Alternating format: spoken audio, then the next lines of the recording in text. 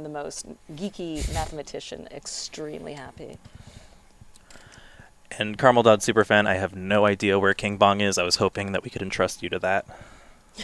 We'd love to see a return of one of our other favorite Scrabble groupies from last year.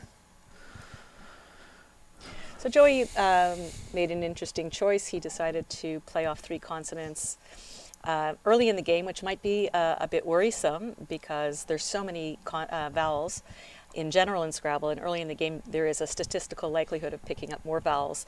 But we see that Nigel played IE, so Joey knows already that he's got a mittful and maybe not as great a likelihood of picking up a lot of vowels, and he did pretty well there.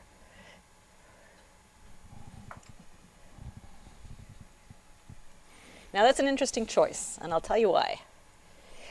It's fine to hook the Y onto and to triple it both ways, absolutely fine. But Yao has an anagram, Y-O-W-E, which some might think would be possibly less volatile than sticking that O there. What do you think, Conrad? I think in a sense, this is slightly more volatile in that a bingo may score more points, but because the W isn't going to get tripled every time, on average it might score a bit less, but I think you're seeing the volatility here where with an M and an E and a Z and a Z. And oh, he did that for me. Yeah. I'm Canadian, so you're going to hear a lot of Zs today, and you're just going to have to deal with it. Sorry.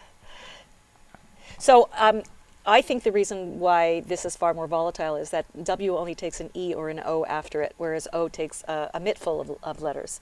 So what if you have I's and A's on your rack and you can't even go next to the W? There's a greater chance of that happening than not having something that goes next to an O. It's almost completely impossible not to have something that will go next to that O.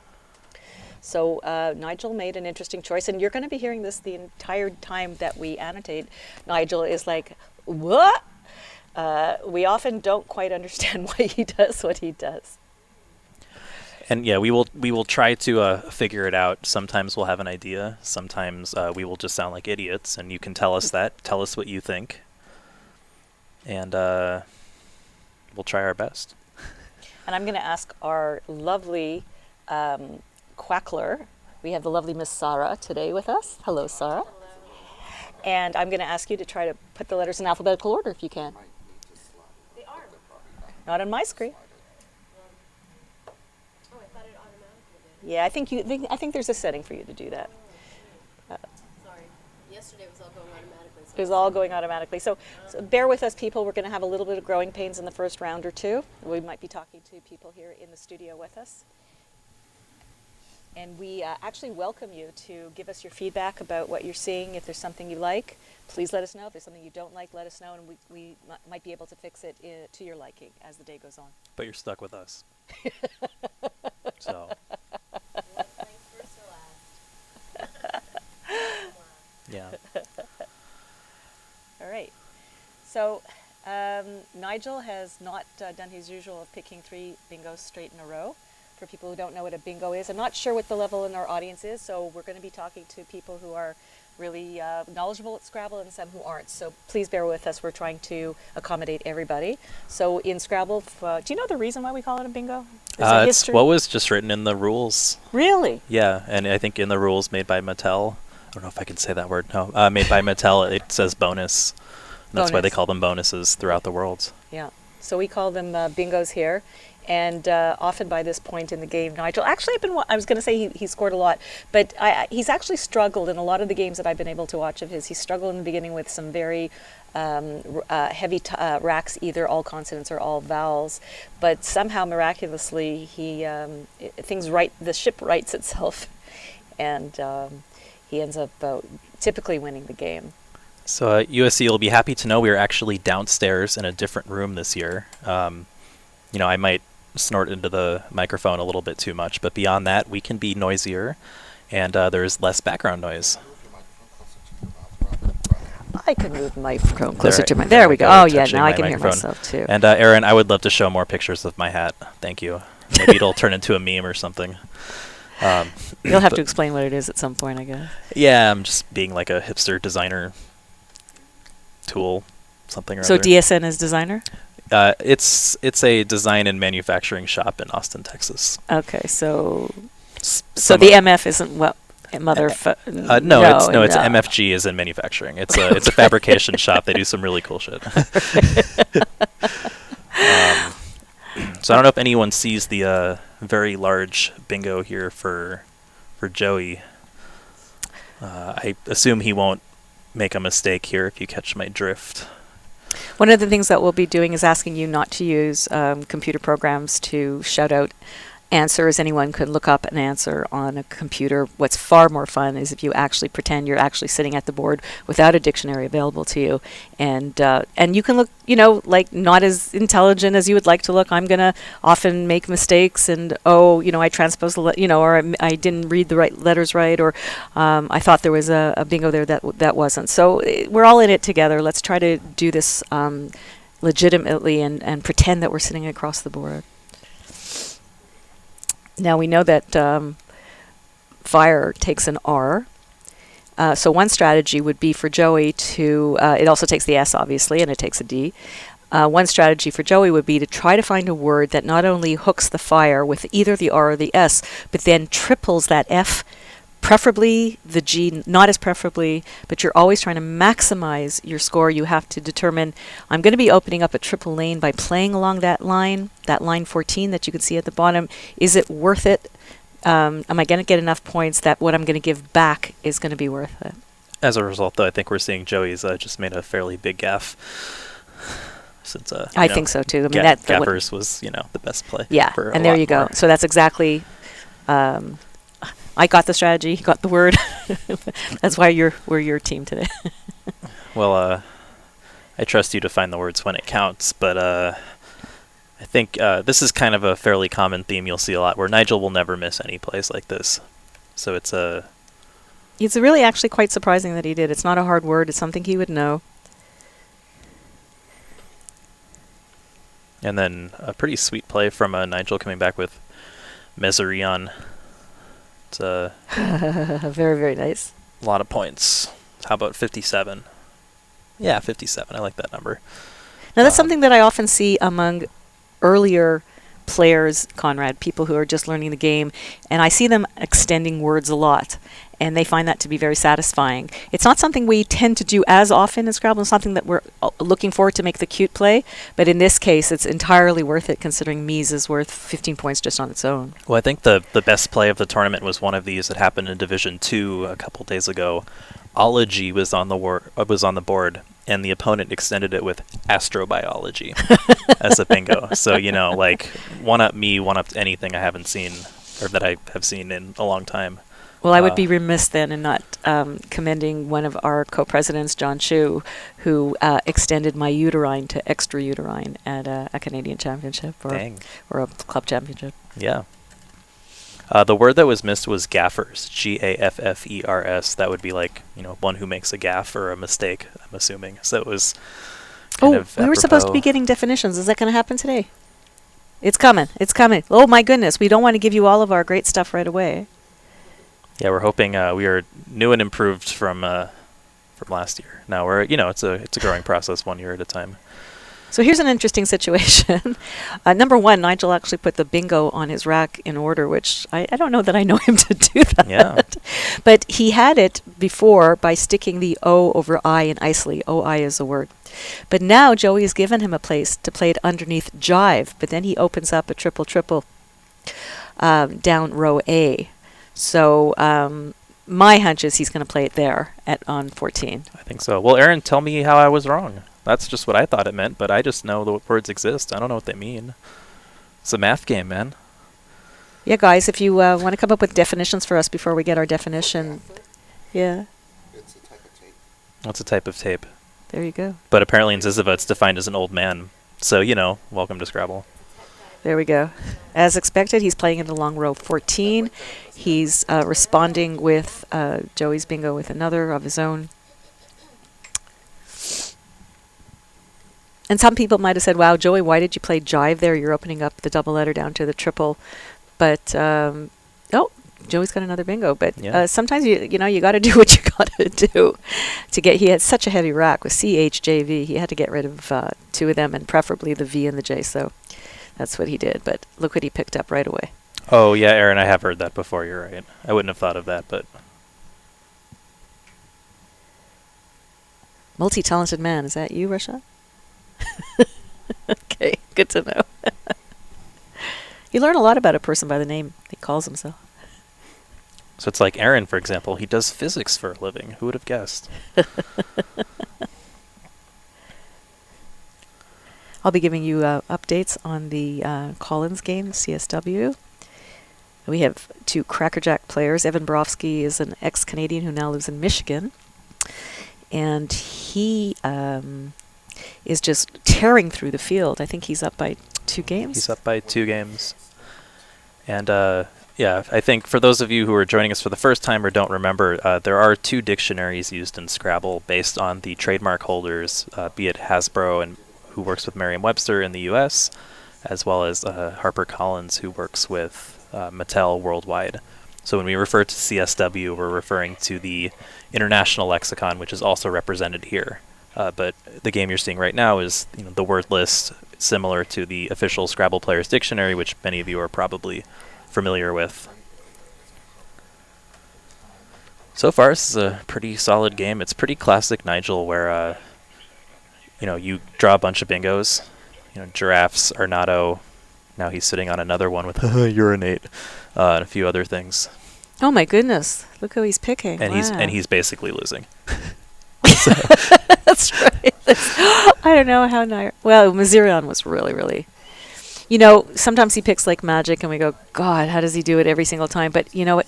Just before all that magic happens, he often makes a play that just it's like the tile gods go, and it was good. Yeah. And then they just reward him for the rest of the game. Yeah, I guess Weibin here is right. Joey is actually kind of winning by a fair bit after he bingos again, but you would still think... oh, we weren't updated. Yeah, we weren't updated, but there still shockingly close for what you might expect at this point in time. So through the C, it's anuretic. Kebab would have been a good play, but apparently spell with an A, it's an even better play in this case. Good find, though. Tasty find. And here he comes down the anuretic. He's not even going with anything else. It's these are what we call 1-pointer tiles, right? All the tiles on Joey's rack are worth 1 point. These are the bread and butter of any Scrabble player. When you start playing and you start studying in earnest, this is what you study. This was a retina rack. Yeah, it's a very high probability, and I think you're going to see Nigel wow us with his not so high probability bingos in a sec here. So through that L, Joey had Antlier, more Antli, Yeah. and Retinula and Tenurial. I think he would have considered maybe sacrificing a couple of points there. As it turns out, it would have worked out even worse for him. But unless I'm making up words. But I think it was the wrong choice to do anuretic, and I think now we're seeing 2 mistakes with Joey with the bingos because he has put that A next to the triple letter with the X unseen and the E as well underneath it. He's opened up 2 very big spots for X's. But since we knew Nigel had apodoses coming, well, I don't know how many of you knew that. I still have a little bit of Scrabble game left in me. So I knew it was coming, but if he had played Antlier through the L, apodosis would have scored. It would have been a double-double. Would have hit 2 double word scores at once. So, But well, welcome, multi-talented man. If he had played Tenurial, he wouldn't have gotten the bingo at all. True. Welcome, multi-talented man. Thanks for showing up. Feel free to reach out if you've got any questions, but we'll be here all day today and part of tomorrow. The clock got moved, so it's hard to see. Oh, dear. We'll take care of that. Want everybody to understand that, well, I think you can kind of figure out whose turn it is by the fact that their clock is running down. But just in case, for whatever reason, you don't see that, you can see you see 14, 47, 46 right now. You'll see there's a red light over the numbers, and that will tell you that it is that person's turn as well. Thanks for letting us know that the clock was a little bit moved. That's very helpful for us. Sometimes we don't get to see that as well. I love that we've already got a fairly worldwide audience here. I see Hubert Wee, I think a multinational champion from Singapore. Correct me if I'm wrong, Hubert. But also Weibin, also from Singapore, who's won all sorts of things over the years as well. Good to see you guys here. Guess you guys are... I guess we're on the East Coast, so it's actually a reasonable hour there. How does Nigel draw so well? I don't know. In fairness, he has not won nationals since 2013. I think we might have the longest streak of anyone, of any country. We have our first definition. Obviously, what was played was the plural. Yeah. So we tried to listen to some of the feedback you guys gave us last year, and slowly but surely we're working on some cool stuff. So we should be able to show you some cool definitions this year, and hopefully elucidate some of the craziness that is the Scrabble dictionary. So that's very interesting that Joey played hop, because he has a really fabulous Q word without a U, which is QOPH. It scores a ton. But look at this board. There are 3 U's open, 2 of them next to double word scores. So Joey has absolutely no need to hope to play cough somewhere to find a place for it or set up a place for it, because he can easily use that Q, the U's anywhere on the board.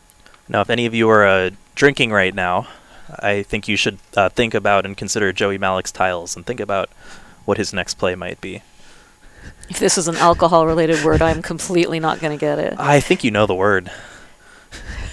Oh, liquored. oh, he's got liquored. I thought there was, like a cute brand name or something. Nah. Yeah. He's got liquored. You see how that worked out? You see? But we'll see. I don't think it's going to get taken. No, he's got 2 places. If it's They're kind of close to each other, no, but it only...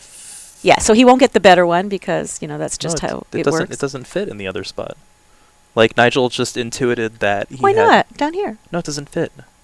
Q-U-O... Liquoredn. You're right. So, this is part of what it takes to win a Scrabble tournament, is that kind of, great timing. I mean, it was also a great play. Intuition and...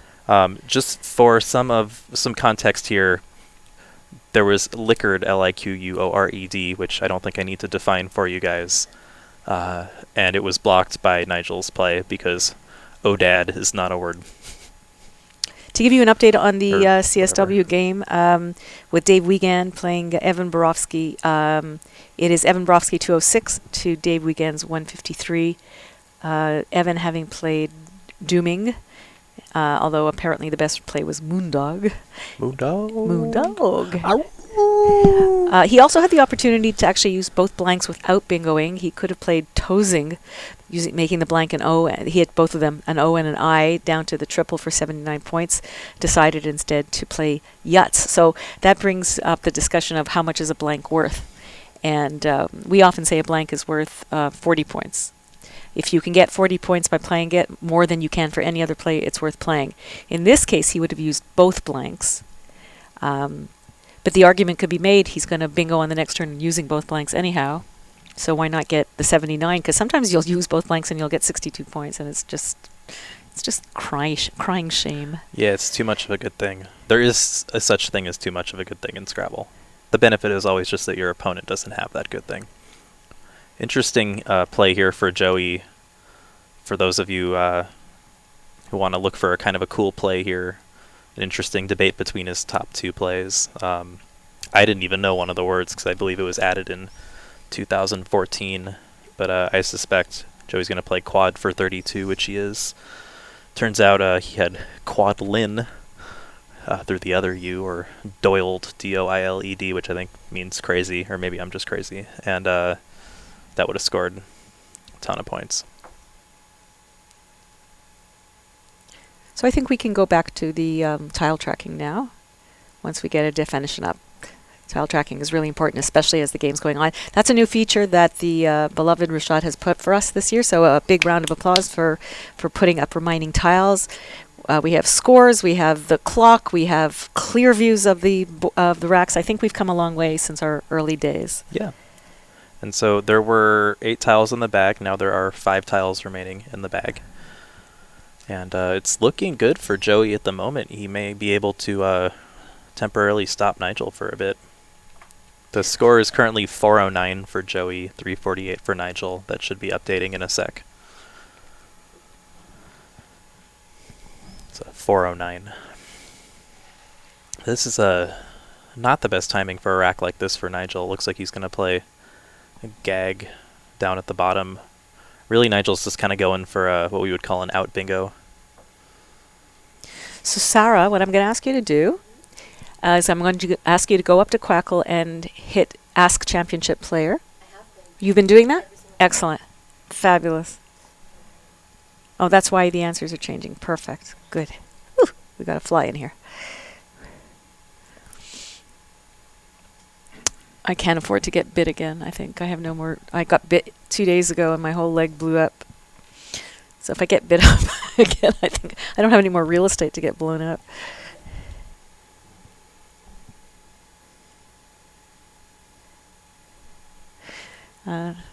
Interestingly put, Carmel. I think that's a compliment. I think that's just a wonderful, wonderful compliment from our, well, I don't know if we can count ourselves as Carmel Dud Superfans #1 fan, but, you know, we're hanging in there. Well, I do like cats, so I'm sure that's all she meant. Yeah. We have lots of cats here. Meow.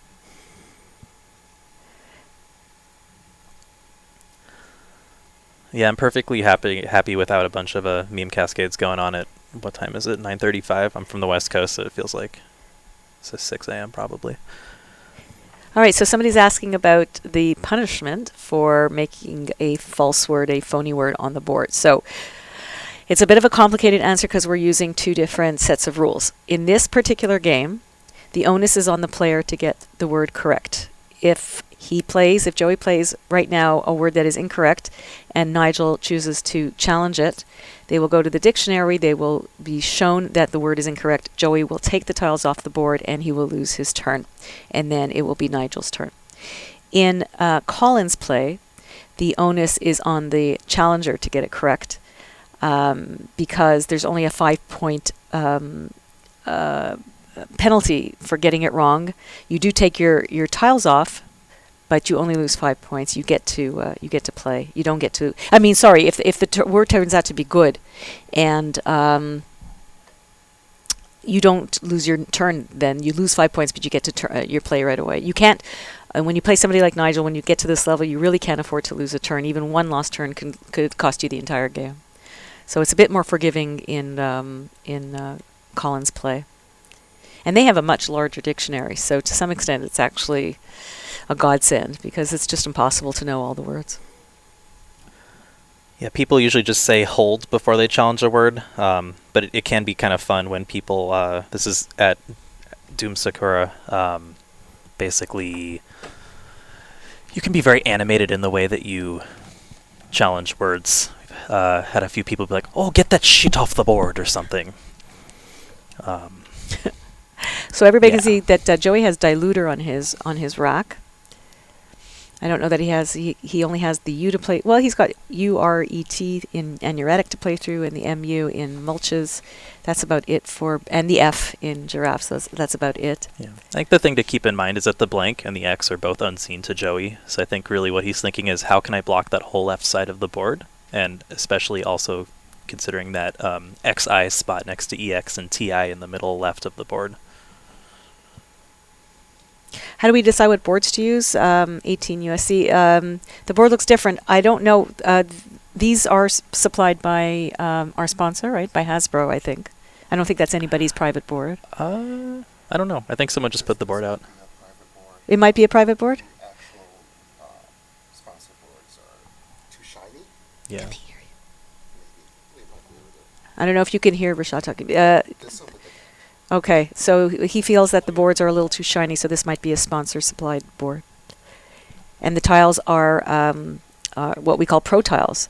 So if you buy a game in the store, you're going to find that your tiles are, for the most part, wood, and they are grooved, so you can feel what the letter actually is. We call that brailleable. And we have a rule now that you can't use those tiles. You have to use these pro tiles, which are silk-screened. You can't feel what the letter is. You can't run your finger along it and surmise that it's, let's say, an I or an L or an X. And when you turn it over, it's actually empty on the other side. So you can't actually pretend that a tile is a blank. And also, if you see in the second F in giraffes, there's actually a logo on there, and that's a great way to let the person know that it's actually a blank. So in your games, you're going to just have a blank tile. It's just going to be empty. In ours, there's always going to be some sort of cute logo or a picture or something, and that is to know that you can't pretend that you have a blank. You can't just turn it over and pretend that you have a blank. Yeah, so like people don't actually look at the board completely straight, and I think for our abilities right now to capture that and adjust it, this is kind of just how it's like in real life. So there are a couple of people who are blind who play Scrabble. They will usually have someone who draws tiles for them, and it's always worked out just fine. I think there's just a certain set of rules we have where you have to tell the person who's drawing for you and keeping track of score for you what to do, but it has definitely happened. I don't think we have anyone at this tournament with visual impairment, but it's in the rules for sure.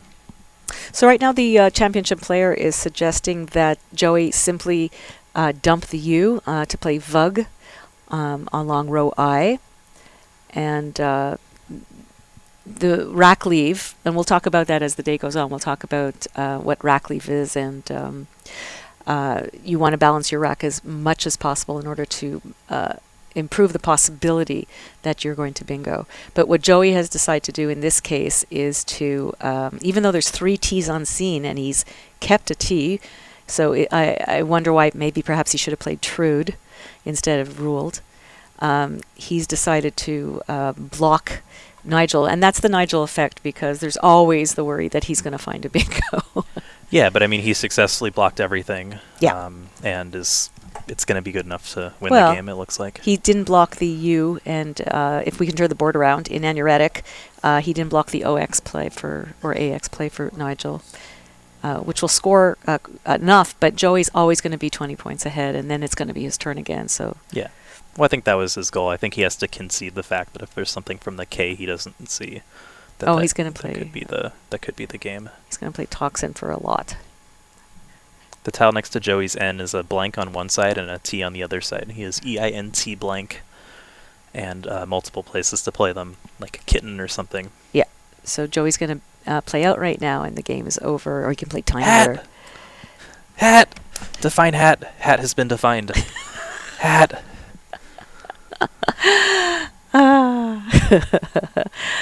Let's get a... Oh, it's Sam Rosen. Hello, Sam Rosen. You're a wonderful person. Everyone, please say hi to Sam Rosen. That's hi, all Sam Rosen. Hat. So it looks like the magic is continuing with Evan on the other game. After playing Dooming for 88, he got to play Jowl, parallel to Dave Wiegand's bingo of Caesarian for 51 points, and then immediately played Danglers. But even more impressive, Dave, in between those two plays, played Puparial. So you're seeing two guys with incredible word knowledge. But by playing Puparial, he opened up the triple row, and wouldn't you know it, Evan exactly had the letters he needed to play Danglers. So I'll get you a score, as we're almost at the end of this game. Oh, and it's getting really, really tight. So right now, Evan is up 358 to 327 with a rack of AEE, IOTT, and Dave Wiegand, well, there's still 13 tiles to go. So you know what? This game is not over. David has managed to come back into the game. That Puparial was absolutely stunning. It was natural. So how big is the Scrabble community? I think it depends on the context of the question. In the U.S. right now, I think it's about 2,500 people. Once you go out into the wider world...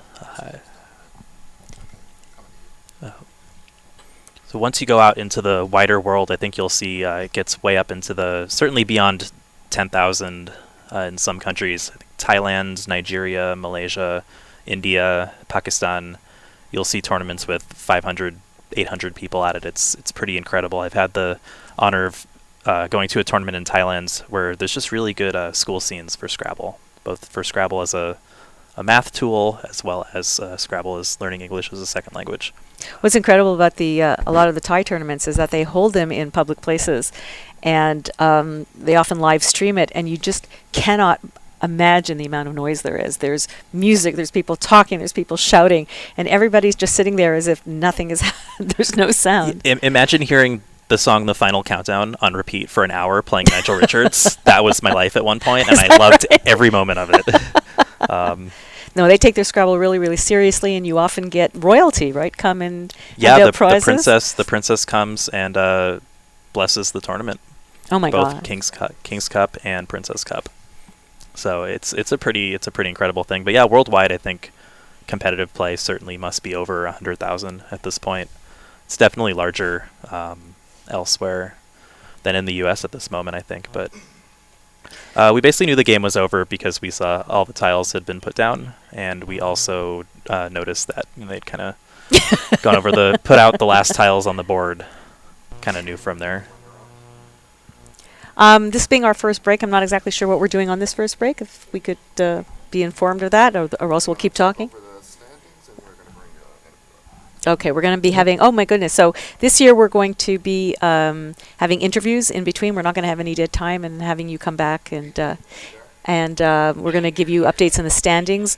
Right now I'm seeing Nigel in first place still, because even though he lost, he's at 17-5, and Joey did himself a world of good. So just like in baseball, when the two top teams play each other and it's not just a half a game, it's a full game now. That's changed. That's what happened here, because they were playing